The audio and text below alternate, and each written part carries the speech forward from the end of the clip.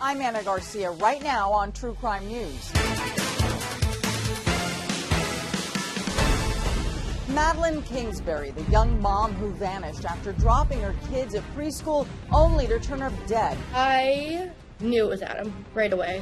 Madeline's boyfriend, convicted of murder, the best friend who helped put him away, gives True Crime News her first national TV interview. From joining the hunt to find Madeline, I was crawling through cemeteries, knee-deep in dumpsters, to the couple's secrets behind closed doors. She was terrified. Plus, a spring break nightmare. A promising 17-year-old meets friends in South Carolina to celebrate and then disappears. He's like, she's in Myrtle Beach and they can't find her. I'm like, what? More than a decade later, a stunning confession. A panic and a strangled her. But is he telling the truth? I don't believe all of this story. Your daily source for true crime starts right now. Thanks for joining us. When Madeline Kingsbury went missing, her friends and family sprung into action to find her. Lauren Debois was one of them. She and Maddie were the best of friends, and when Kingsbury's body was found, she knew immediately who killed her. Today, in a True Crime News exclusive, she's speaking out for the first time since a jury convicted the man of murder. Speak to the role that her friends helped play in ultimately getting this conviction. What didn't they do, I guess? Megan Kingsbury may have been the first person to blast social media with what turned into a viral distress call looking for her missing sister, 26-year-old mother of two, Madeline Kingsbury of Winona, Minnesota. TikTok, I need you to do your thing. I need your help. This is my sister, Madeline Kingsbury. She's missing. But it was an army of Madeline's closest friends and sorority sisters that sprang into action in response. As soon as they heard something was wrong, everybody rallied together. Everybody was asking questions, contacting law enforcement, providing resources. When Madeline's boyfriend, Adam Fravel, was finally convicted of her murder just weeks ago, her family acknowledged the team effort it took to crack this case. Many people don't have that experience, so I think we're very, very lucky. I do think most of us just right away, knew it was Adam.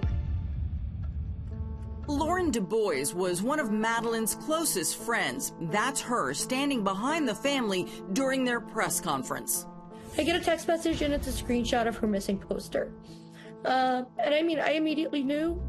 She tells True Crime News that in the days leading up to Madeline's disappearance, her friends were well aware of Adam's physical and emotional abuse. Personally, after I had a conversation with her at Mayo Clinic a couple weeks prior, and I was very nervous about some of the things she said, I said, Maddie, will you let me call and make the police report? I said, I won't send them to your house. I won't ask for a wellness check. I just want it documented. And she really didn't want it.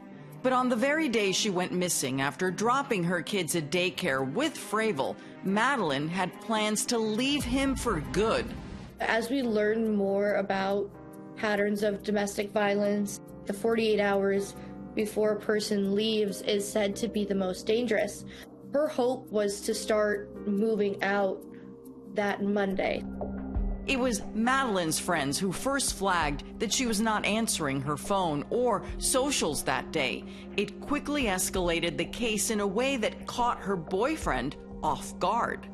I don't think that he thought anybody was going to be calling the police that night. I think at one point he texted his friend and said, why is everyone so worried? It's not even been 24 hours yet. Why is everyone freaking out? And as the police conducted their search, Maddie's friends quickly got busy coordinating the community.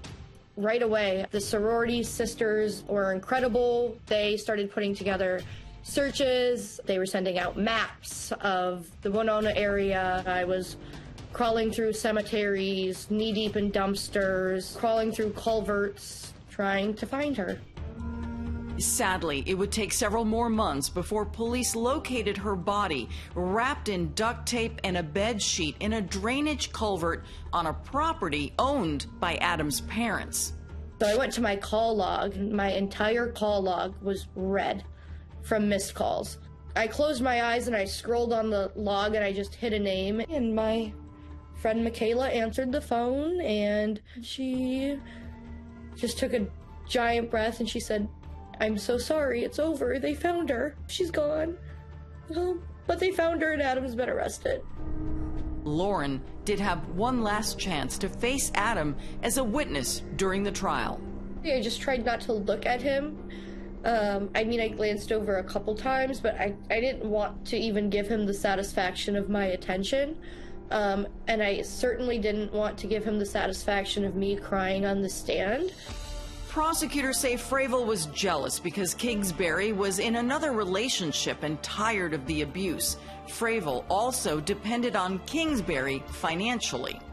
With a guilty verdict and a possible life sentence, Lauren says Madeline's family hoped to use her story through a family foundation to help other victims of domestic violence escape alive. We might not have saved Maddie, but there's women and people just out there who are going to have a much easier life because Adam's not out there anymore. Madeline's family agrees. The jury and the state struck a blow for abused women today.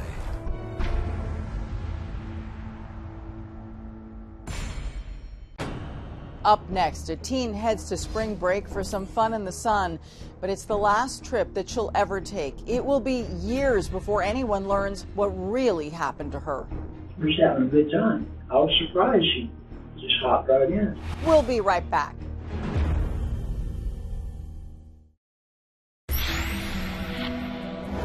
Now we turn to Myrtle Beach, South Carolina. That's where 17-year-old Britney Drexel headed with some friends to kick back and relax on spring break. Little did she know that evil was waiting for her. I was a monster. I was a monster. And I took Britney Drexel's life. This grandfatherly man throwing himself on the mercy of the court is serial rapist and convicted killer Ray Moody. I don't have the words to express how horrible I feel, and I've felt ever since that day. For 13 years, he lied to authorities that he had nothing to do with the disappearance of 17-year-old Britney Drexel, despite being a person of interest early in her case. Very, very sorry. Ray eventually turned himself in for murder after detectives heard all they needed to hear in this rarely seen interrogation. That's when I made a bad decision. Bad. And making her all that. I thought straying with her. You're dealing with a serial rapist at this point. Maybe not a serial murderer, but you don't want to trust Ray. But law enforcement wondered if it was all a manipulation by a self-described monster in order to protect another suspect in the case. I don't, for a minute, believe all of this story. She was just a sweet, caring, loving person. She loved her friends. She loved her family. Her brother and sister meant the world to her. It began with a cold winter in the Great Lakes town of Chiley, New York, where high school junior Britney Drexel wanted to warm up with some friends for spring break on the South Carolina coast. And I told her, I said, "No, Britney." She goes, "Why? Nothing's going to happen to me, Mom." I said, "Britney, there's no parental supervision. I don't know these kids you're going with." And I said, "Something's going to happen to you." But rather than heed the advice of Mom Dawn Drexel, Britney lied, saying that she was spending the week at a nearby house on Lake Ontario instead. They had put this person on the phone, and I thought I was talking to a parent, and I told her that she could stay since, it was her spring break. And that's when Britney and 3 other friends jumped in a car and road tripped 14 hours to party with the crowds on South Carolina's Myrtle Beach. Britney never lied to me, as far as I knew. Britney's boyfriend, John Greco, stayed behind to work in New York. The two normally texted constantly, but at 8:58 p.m. on the night of April 25th, Britney stopped answering her phone. Britney had been texting John the whole time. That whole day, that whole night, they kept going back and forth. He was asking her questions, and then all of a sudden, all communication stopped with Britney. The next morning, John reached out to her mother. He's like, she's in Myrtle Beach and they can't find her. I said, what do you mean they can't find her? And I'm like, what? Cell phone data would show Britney's phone traveling south out of Myrtle Beach, last pinging near the pole yards. That's a 45-minute drive away in sleepy Georgetown County. My heart just sank. I thought that she was here the whole time. And I felt in my heart that she had made this decision that may have cost her life. For 13 years, that was the last anyone had seen or heard from Britney. But the silence would eventually end when investigators in Myrtle Beach finally pinned down the sexual predator, Ray Moody. Georgetown is totally different than Myrtle Beach, and everybody there thought the boogeyman was Ray Moody, and Ray did it. Ray had grown up in Georgetown, got in trouble in San Diego. He got a 40-year sentence for raping kids. And once he was released, he and his prison boyfriend moved back to Georgetown. After 20 years of his 40-year sentence, California released Ray Moody on parole for 6 serial rapes. One victim was just 8. Ray and his prison boyfriend, Ernie Merchant, thought Georgetown would be a good place to start over. And after a couple of months and a new job at a cabinet factory, Ray also began seeing a local single mom named Angel Voss. But he was back and forth between Ernie and Angel. On the night Britney went missing, Ray and Angel were also headed to Myrtle Beach looking to party. Ray knows Georgetown authorities have a tracking device on his truck because he is a registered sex offender. But the night in question, he asks Angel to borrow her brother's truck to hit the strip. Here in Myrtle Beach, everybody does that. It's drive the strip. Just people watching and stuff, you know. Moody says he and his girlfriend, Angel Voss, met Britney walking on the sidewalk. We were going down the strip, smoking pot. She looked over. She said, that smells pretty good. Yeah, it's some good pot. Would you like some? And Ray says Britney willingly entered his truck, just looking to get stoned with a pair of 40-somethings. But it's all harmless. We're just having a good time. I was surprised she just hopped right in. It would be the last time anyone would see or hear from Britney. When we come back, the interrogation continues and cops grill Ray's girlfriend Angel about what she knows. You gotta be truthful, 100%. Can you do that for me? Tell me I about don't know anything. Next.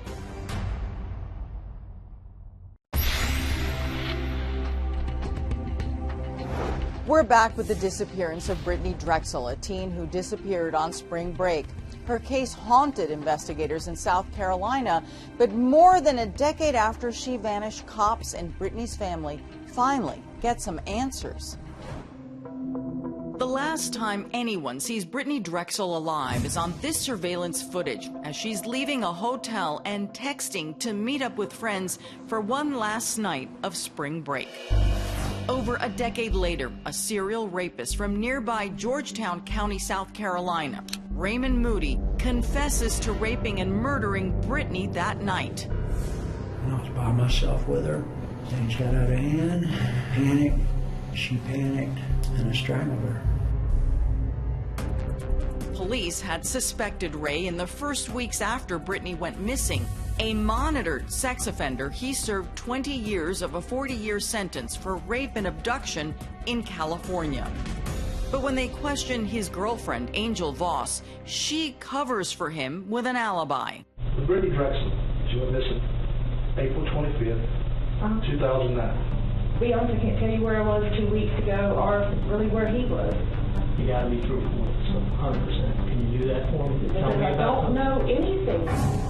2 years later, when another young woman, Heather Elvis, goes missing, Georgetown police question Ray again, and this time, Angel says something very different about Britney. So Angel was saying to this girl, I'm sick and tired of these people around Georgetown and Myrtle Beach trying to point toward Ray Moody. If they were to come and say that we had something to do with Britney Drexel, that might be a different matter.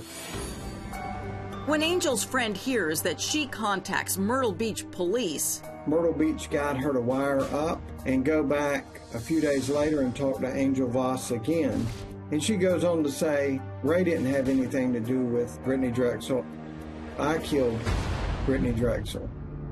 now the FBI have Angel on obstruction and murder charges, but knowing law enforcement is closing in, Angel and Ray race to leave town. And the FBI drives up. Ray is backing out. The unmarked cars pull up, and Ray rolls down the window very defiantly, says some ugly words, and the feds say, "Hey, Ray, you got it all wrong, bud. You're clear. We don't have anything on you. We're going after Angel." And just like that, Ray flips. Ray, through his attorney, tells Richardson he is the only person responsible for Britney's death, and he will help close the case on one condition. I can be a man of my word, and y'all can be a man of your word. I'll take you right where the body is, but if I feel like you're going to be a man of your word, I can never get that body. Yeah, that's a fact. The condition? Prosecutors wouldn't charge Angel for any role in Britney's murder. It was really a surprise that a person who was capable of such terrible acts would flip that quickly. I ride my own beef. I did this. Yeah. Angel's been a victim of mine for a long time. Richardson agrees, and with all the talking done, Ray leads them to a shallow grave on the other side of the Santee River where he left Britney Drexel. He said right here, and within 5 yards of that is where they found the bone. Prosecutors close Britney's case, but law enforcement are wary of taking Ray or Angel at their word. You're dealing with a serial rapist at this point. Maybe not a serial murder, but you don't want to trust Ray. Angel is not charged for Britney's murder. You gotta be truthful, so 100%. Can you do that for him? Because I don't know anything. But she is prosecuted for multiple counts of lying to law enforcement about being in the car when Ray picked up Britney on the night of her murder. Britney could have probably gotten into any other car in Myrtle Beach that night and been okay. And for her role in helping to keep a cold case buried, Angel now faces up to 24 years in prison. Britney got in the worst car that she could have gotten into. There was nobody more sinister on that boulevard that night than Ray Moody. It's very gut-wrenching and heart-wrenching, you know, that I'll never be able to see her face again. That I'll never be able to tell her I love her. On the next True Crime News, a beautiful 18-year-old at a wild party where secrets are captured on video threatens to take action. An incident had occurred at that party that she wanted to discuss with the police. But then she suddenly disappears, her ominous last phone call. Something's wrong. Something's happening. And after years of silence, startling new information finally emerges. It was a whole new wave of emotions. On the next True Crime News. For the latest breaking crime news, go to truecrimenews.com. Watch more exclusive content on our YouTube channel, listen to our podcast, and follow us at My True Crime News. That's it for today's True Crime News. I'm Anna Garcia. See you next time, everyone. Crime doesn't stop, neither do we.